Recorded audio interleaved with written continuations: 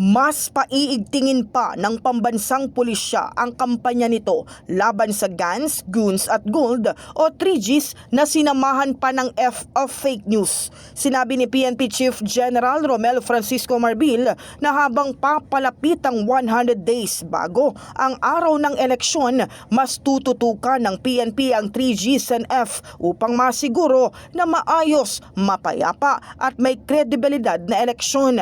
Ayon kay General Marbil, sakaling may pulis na mapapatunayang nagpapagamit sa politiko ay otomatikong hindi na ito mapopromote sa kanyang ranggo at posibleng ma-dismiss pa sa serbisyo. Paliwanag ito, dapat manatiling apolitical at non-partisan ang buong hanay ng PNP. Meron po kami ginagawa 100 days before election.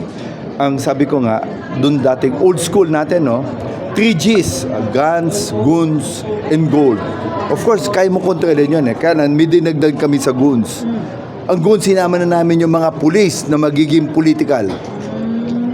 It will be part ng mga goons yan. Pati yung mga military that will be supporting yung mga election. Ayun namin yan. So, 3Gs and 1F.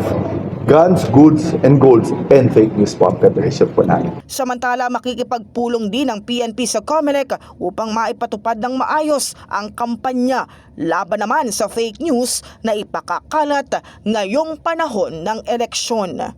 Sa Facebook natin, kung mga false ang pinapalabas nila, destroying other, dapat meron kaming boundary. So, we need to come up with a better solution dito na we'll be proposing with COMELEC. So, dapat pag-usapan natin. In the heart of changing lives, ito si Brigada Kath Austria ng 105.1 Brigada News sa Manila, the Music and News Authority.